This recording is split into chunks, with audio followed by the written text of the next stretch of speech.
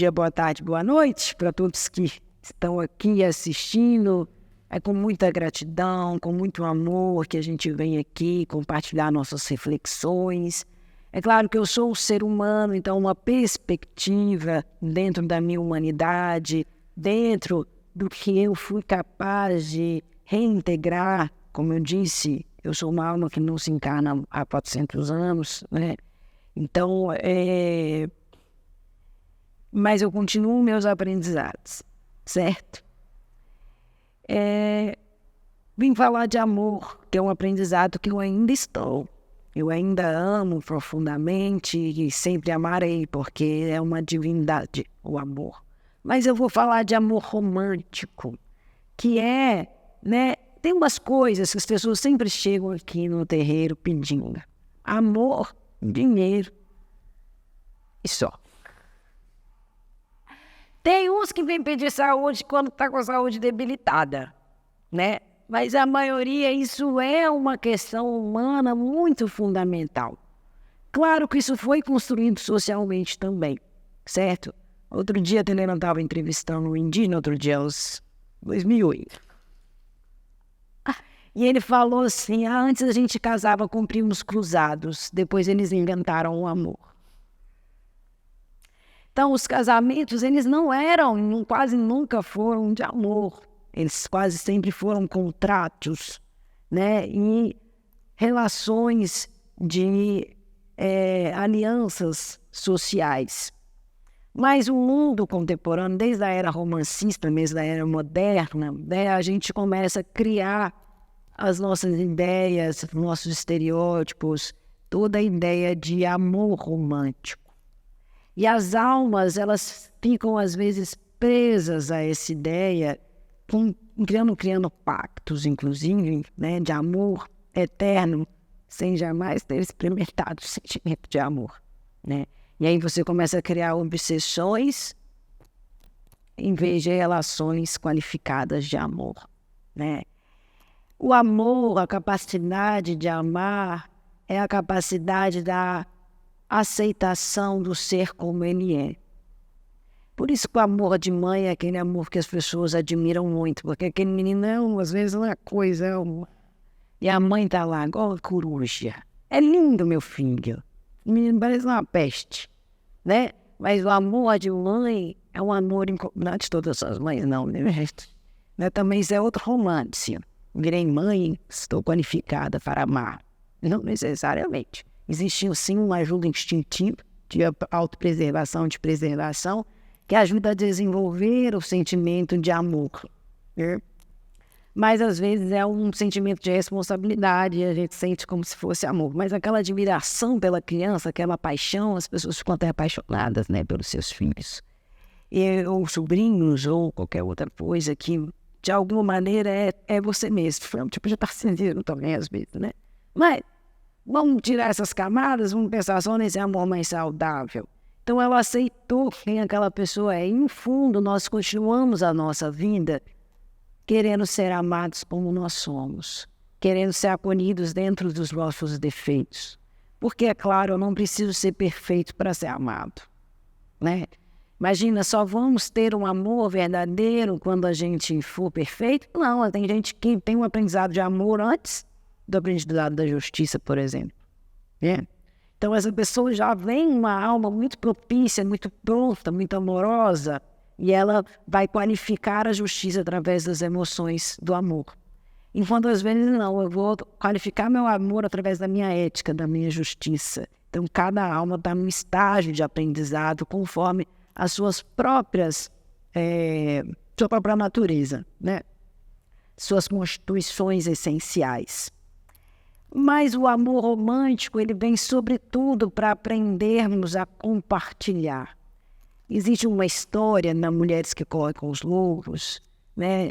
Claro que eu escolhi essa garota que não foi à toa. Todos os interesses dela também são meus interesses, né? A gente se escolheu por amor, inclusive, né?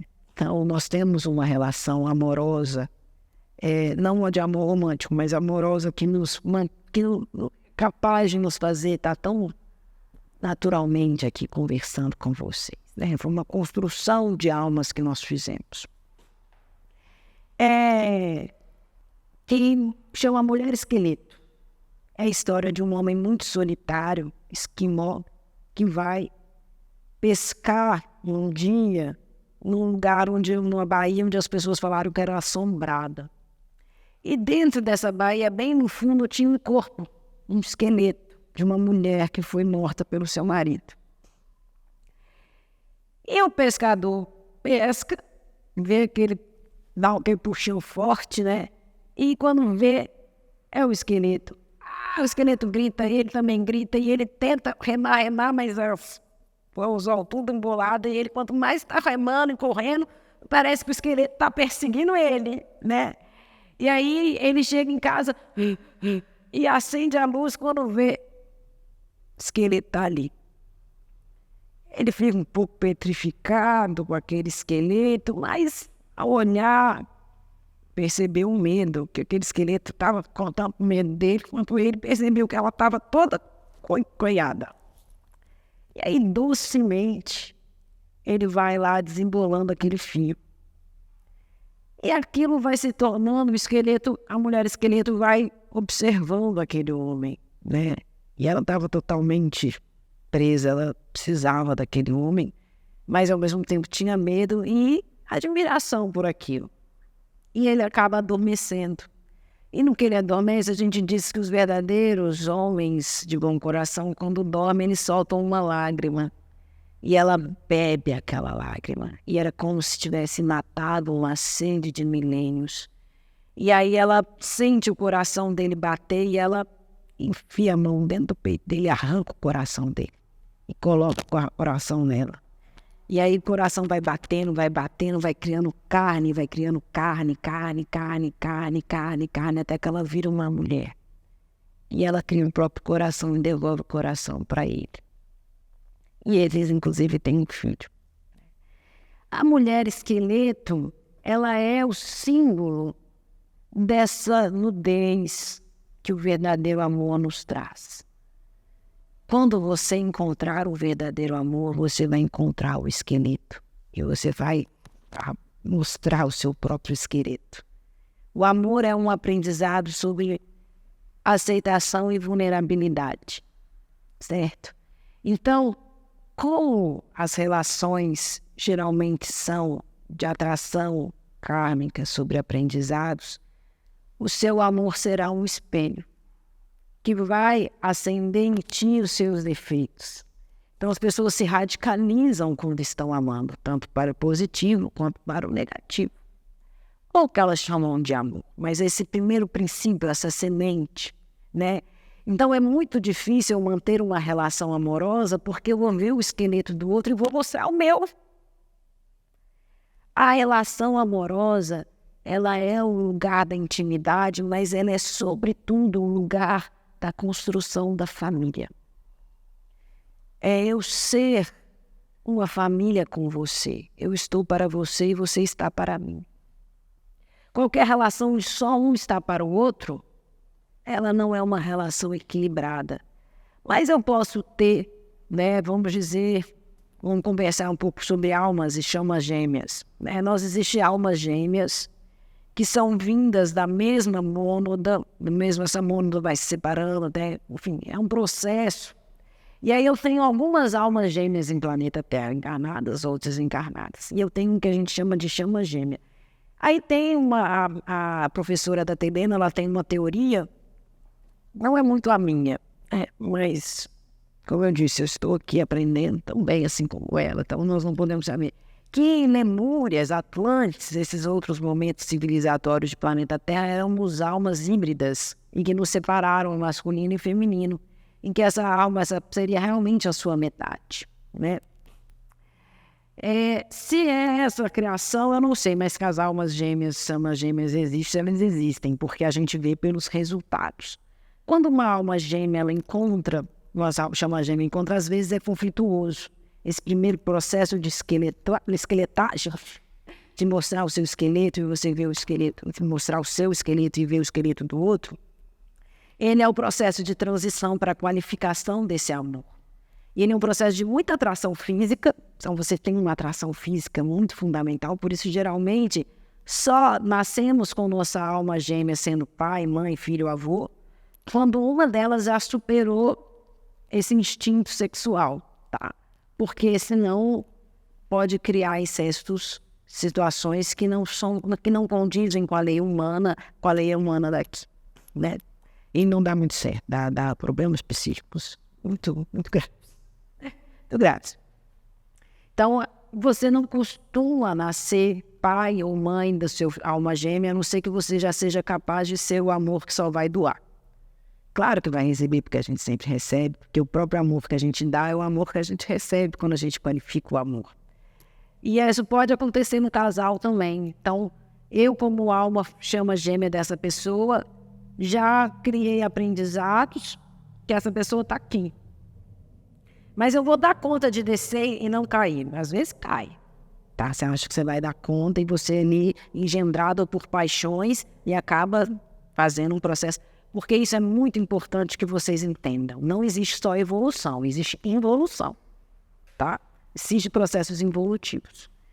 Aí, toda aquela passionalidade que a outra alma ainda está, vai te contagiando. E como a atração e o amor é real, abre brecha. Porque o amor é vulnerabilizar, mas também é a força. Tem uma musiquinha igual tão bonitinha, tá vendo? Às vezes escuta que é assim...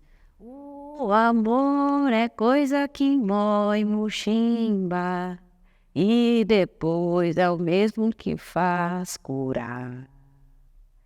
É aquilo que destrói, é aquilo que constrói. A maior força do mundo é a água, gente. A água, como ela está para construir, para matar a sede de todos os seres, ela oferece toda a vida. Agora, quando a água vem para destruir, não sobra nada. Então, o amor qualificado é um amor em qualificação. O amor é coisa que mói, mas também é aquele que faz curar. Ele é aquele que fortalece. O amor verdadeiro faz a gente ficar melhor. Mas o amor não qualificado pode fazer a gente cair pelos buracos danados também, né? Então, o encontro do meu relacionamento, e isso tem sido muito dificultoso. Então, a gente teve muitos desvios encarnatórios de almas afins, almas gêmeas e chamas gêmeas nos séculos passados, porque os relacionamentos, os casamentos eram contratos sociais, né? Não eram do amor. E a gente ainda existe uma luta de classe, ainda existe uma diferença das classes, mas isso ainda era mais marcado. Então vai que sua alma gêmea nasceu numa classe menor ou maior e aquilo fica impedido. Então qual que é o aprendizado? O aprendizado é a superação do status quo, né? De agradar todo mundo, é sobre escolher o amor. Porque se o amor chega, a gente escolha ele. Eu só digo isso, escolha o seu amor, né? É muito maravilhoso a força que vem dessa fragilidade, da vulnerabilidade, né? Então, é um momento que a gente tem que tentar ser a gente mesmo. Eu vejo muitos casais são estranhos um do outro. Compartilham a mesma cama, os mesmos filhos. Às vezes são até íntimos dos familiares, mas entre si já não tem mais amizade. Não tem mais correspondência de olhar. Você não vê mais. É como se fossem dois invisíveis compartilhando solidões, certo? Isso não é uma relação onde você vai aprender. Isso é uma relação onde você vai se isolar. Isolamento não é aprendizado. Isso é uma coisa que vocês vão sentir conforme o deserto da alma ela vai se apresentar e vocês vão ter momentos de necessidade, de solitude, mas não de isolamento. Quando vocês são chamados para o isolamento ainda é uma ilusão, certo? Então, o amor verdadeiro precisa ser construído e qualificado. Então, a gente precisa colocar o que é permanente acima daquilo que é passageiro.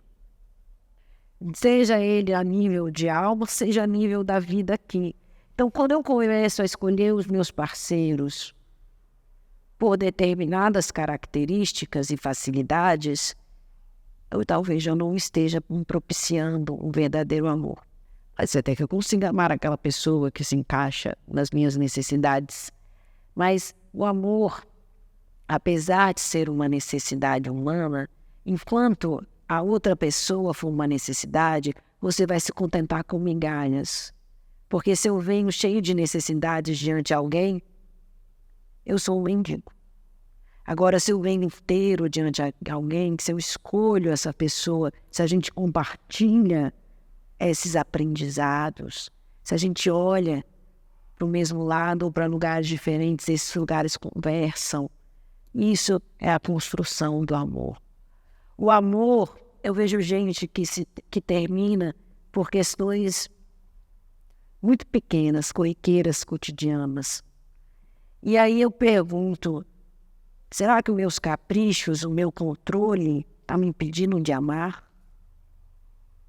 Ou será que o meu descontrole, meu desapego também está me impedindo de construir uma relação? Amar é um exercício profundo de se ver e ver o outro.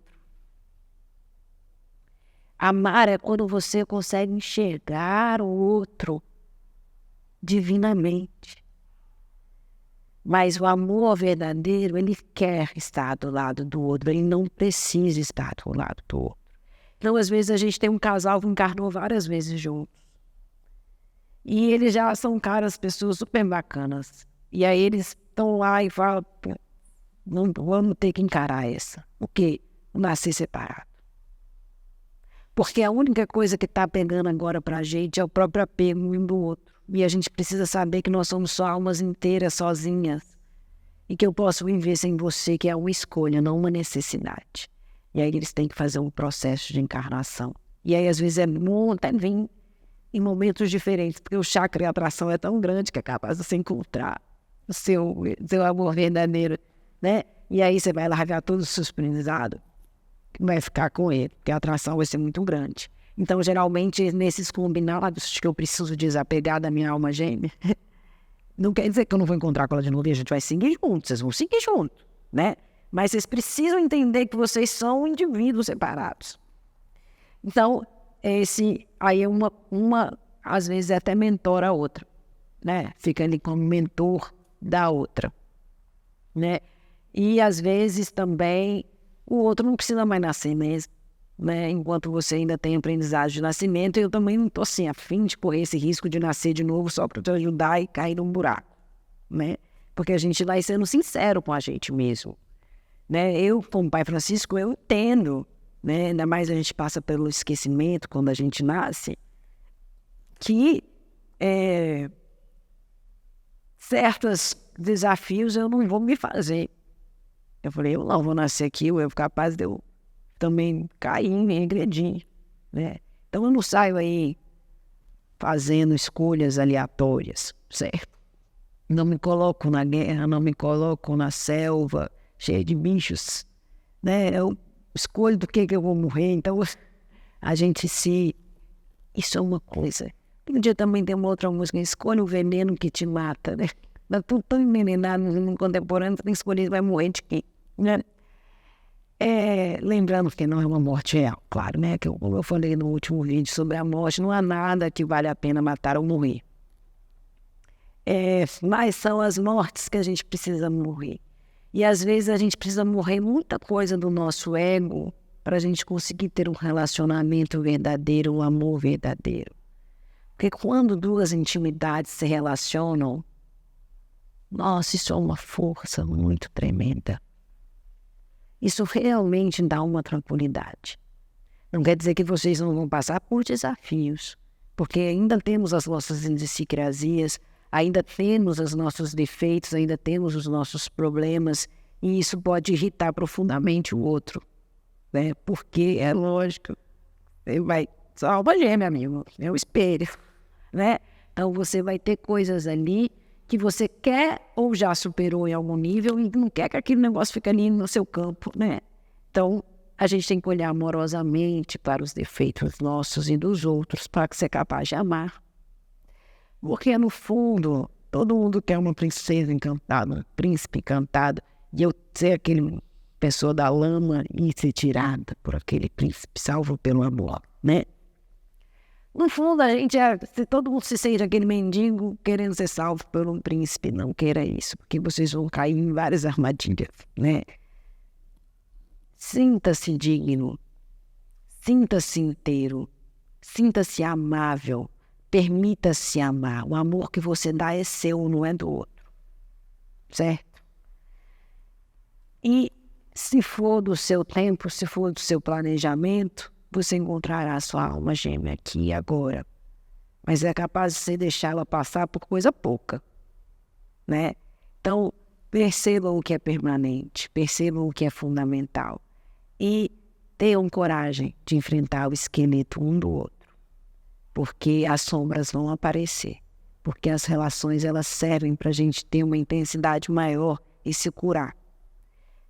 Porque é muito fácil me relacionar superficialmente, ser legal com as pessoas. O negócio é acordar, dormir, dividir a pasta de dente, aí um aperta no meio, outro aperta no cantinho, aí já vira uma briga danada, mas ele não entende o quanto é importante para mim apertar no cantinho, o outro, você não entende o quanto não faz a menor importância, eu não vou nem lembrar, apertar no meio. Aí, de repente, uma coisa que é um fato sobre pasta de dente, vira algo sobre respeito e emoção. Compra 2 pastas de dente e se concentra nas suas emoções, nas suas relações. É muito importante a justa medida dentro do amor. Inclusive, Xangô, ele trabalha um pouco no amor, tá? Tanto que ele é da linha vermelha. Porque você precisa saber a justa medida. Então, botei na peneira e você não passou, botei na balança e você não pesou. Para que rimar amor e dor, né?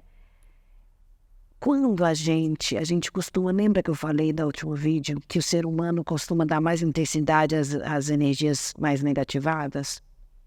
Isso acontece no amor também.